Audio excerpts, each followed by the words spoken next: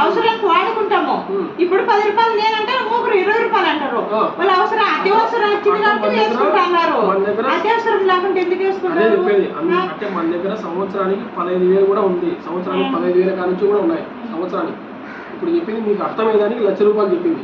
ఈ పాలసీ కావాలంటే 10 ఏళ్ళ పాలసీ కావాలంటే ₹1,00,000 కట్టాల్సింది గ్యారంటీగా, తక్కువలే. ఇది 15 ఏళ్ళు కట్టచ్చు, 15,000 పాలసీ. ఇది 15 ఏళ్ళు కట్టాలి. అదైతే ఎన్ని ఏళ్ళు కట్టింది? ఆ పాలసీ ఎన్ని ఏళ్ళు కట్టింది? 10 సంవత్సరాలు. ఇది 15 సంవత్సరాలు కట్టాలి. ఎందుకు? ఈ అమౌంట్ తక్కువ, మనం కట్టే అమౌంట్ తక్కువ కాబట్టి 15 సంవత్సరాలు కట్టాలి.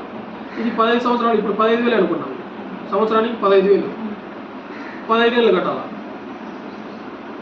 15 ఏళ్ళకి కడితే ఎంత అవుతుంది? మనం కట్టింది 2,25,000 అవుతుంది 15 ఏళ్ళకి. ఇక్కడ 16వ సంవత్సరంలోనే వెంటనే 15 ఏళ్ళు కట్టేది అయిపోతానే మనం అసలు వడ్డీ అంతా తీసుకోవచ్చు. అసలు వడ్డీ ఎంత వస్తుంది అనేది ఆధార్ కార్డులో వయసును బట్టి మనం చెప్తాం. ఆధార్ కార్డులో వయసును బట్టి ఎంత వస్తుంది అనేది వాళ్ళకి చూసి మనం చెప్తాము. అది అంతా ఒకేసారి తీసుకోవచ్చు. అంతా ఒకేసారి తీసుకోకుండా మళ్ళీ 15 ఏళ్ల పాటు పెన్షన్ మాత్రం తీసుకోవచ్చు.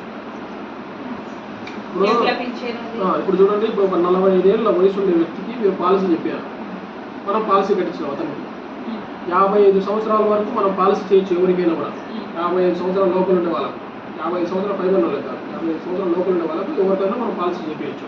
మీరు 45 ఏళ్ళ వయసు ఉండే వ్యక్తితో మీరు పాలసీ మాట్లాడించారు నాతో, నేను పాలసీ చెప్పాను, అతను కట్టుకుంటాను అంటున్నాడు.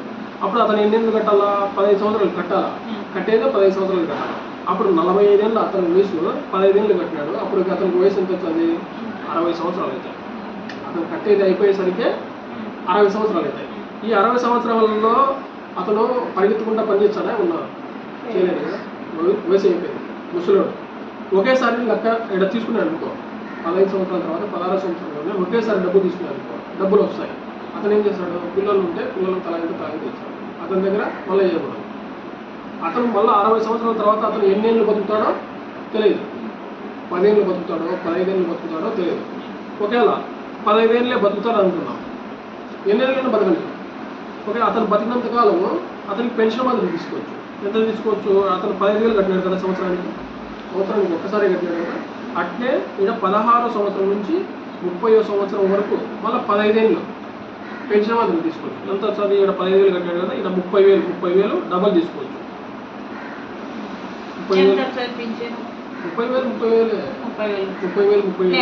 సంవత్సరానికి 30,000. ఇక్కడ సంవత్సరానికి కదా కట్టింది, సంవత్సరానికి ఒక్కసారి కదా కట్టింది 15,000.